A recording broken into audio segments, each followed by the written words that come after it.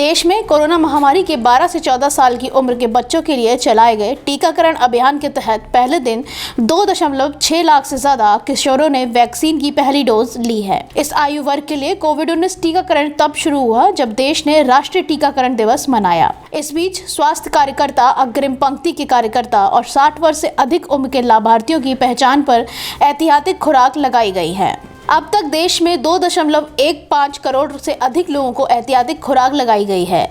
स्वास्थ्य मंत्रालय ने एक बयान में कहा कि बुधवार देर रात तक अंतिम रिपोर्ट के संकलन के साथ रोजाना टीकाकरण की संख्या बढ़ने की उम्मीद है। इसके अलावा केंद्रीय स्वास्थ्य एवं परिवार कल्याण मंत्रालय ने गुरुवार को बताया कि गुरुवार सुबह 7 बजे तक 180 करोड़ 80 लाख 24,147 कोविड टीके लगाए गए हैं। मंत्रालय ने बताया कि पिछले 24 घंटों में कोविड संक्रमण के 2,539 नए मरीज सामने आए हैं। इसके साथ ही देश में कोरोना रोगियों की संख्या 30,000 रह गई है।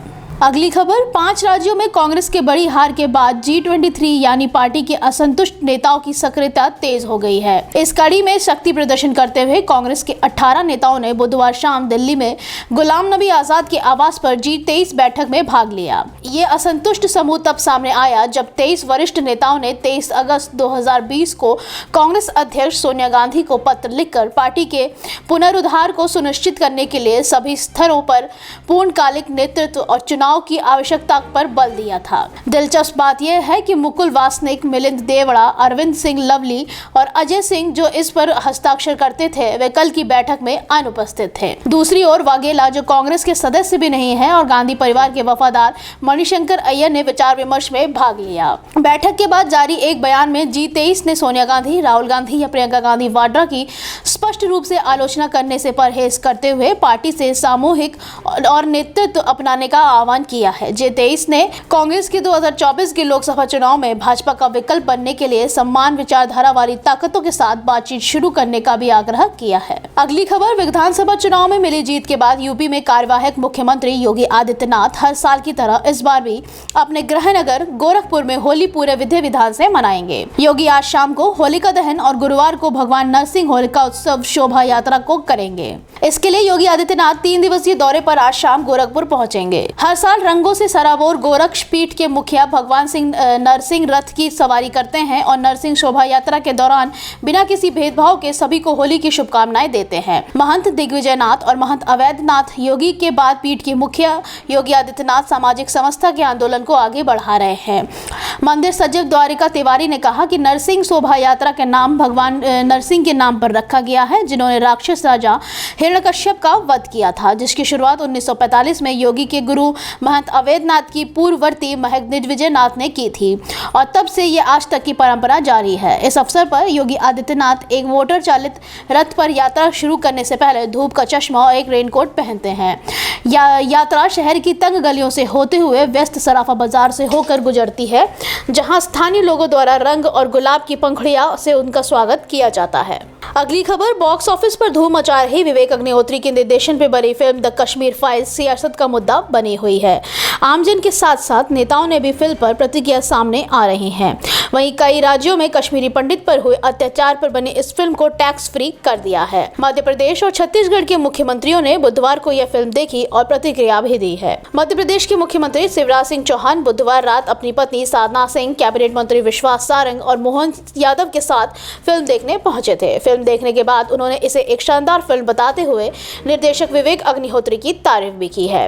सीएम शिवराज ने कहा कि फिल्म देखने के बाद उनके मन का दर्द और तकलीफ भर गया है।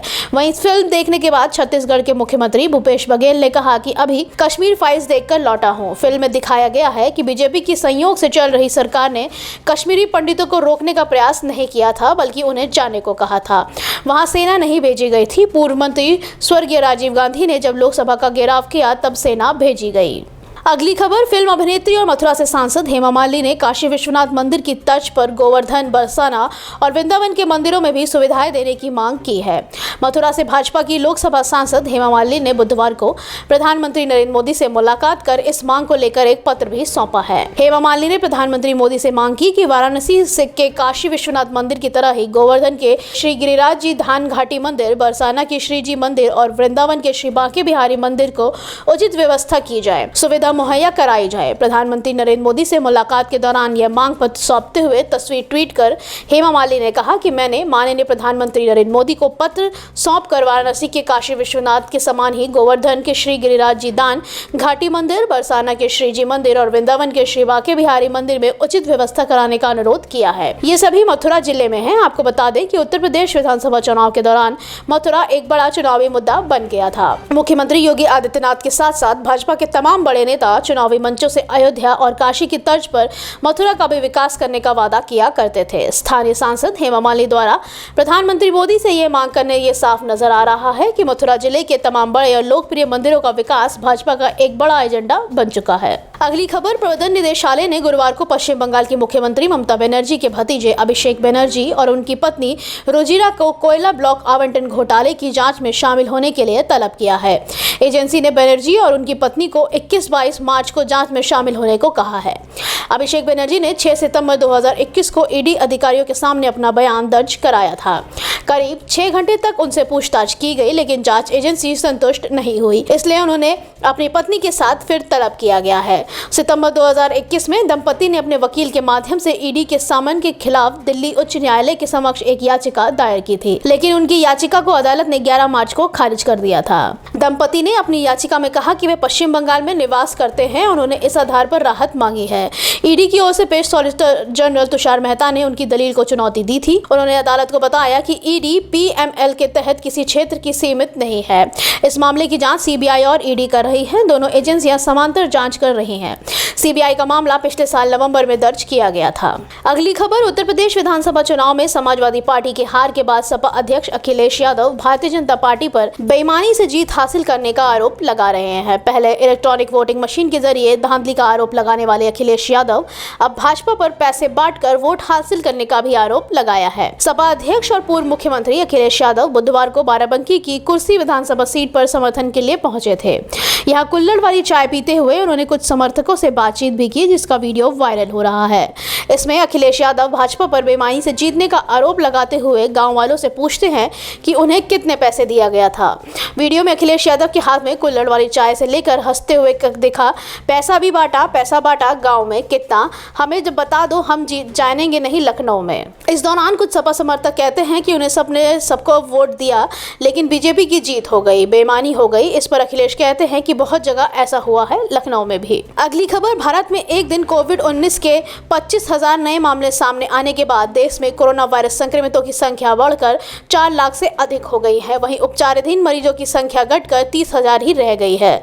केंद्रीय स्वास्थ्य मंत्रालय की ओर से बृहस्पतिवार सुबह 8 बजे जारी किए गए अंतिम आंकड़ों के अनुसार देश में 60 और लोगों की संक्रमण से मौत के बाद मृतक की संख्या बढ़कर 5,16,132 हो गई है। देश में कोविड-19 के उपचाराधीन मरीजों की संख्या घटकर 30,779 हो गई है, जो कुल मामलों के 0.7% है। पिछले 24 घंटे में उपचाराधीन मरीजों की संख्या 2,000 की कमी दर्ज की गई। मरीजों के ठीक होने की राष्ट्रीय दर बढ़कर 98.73% ही रह गई है।